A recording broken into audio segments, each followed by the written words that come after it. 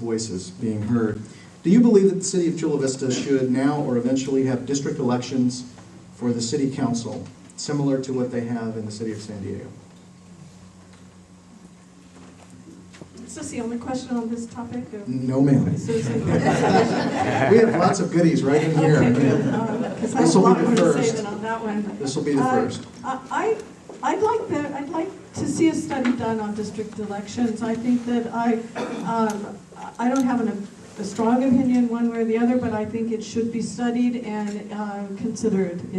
We may have grown to the point now where we could merit having district representation. Certainly, it would cost a lot less to run campaigns, and that's one factor. But I think that there's two sides of the coin.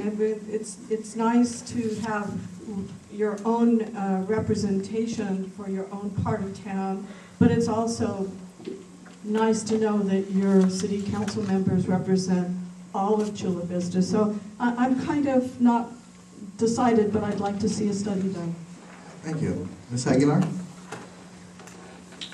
Actually, I agree with Pamela on this one. I haven't personally made up my mind, and I need to do further research, and I think having the study available for us, for the whole community to look at, would actually be a good thing.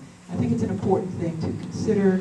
There should be some debate and discussion in the community about it, and then we'll decide from there. On the positive side, you can go to a specific person on the council who represents your neighborhood.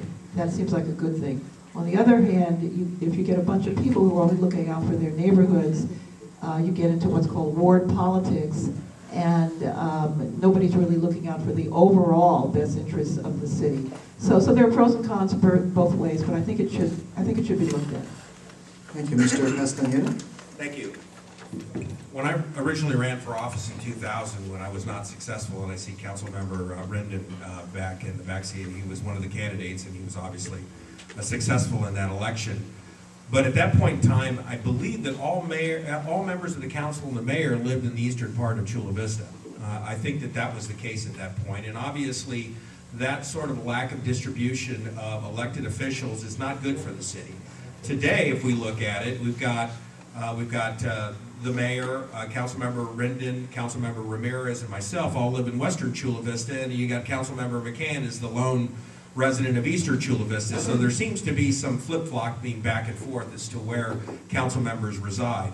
I don't believe in district elections for the city of Chula Vista, but I think that there is an opportunity for a distribution requirement where all council members would have to live in certain parts of the city, but they'd all run citywide. I think that makes sense.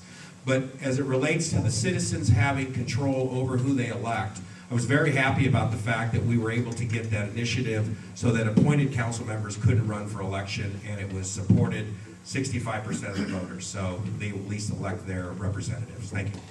Ms. Moriarty.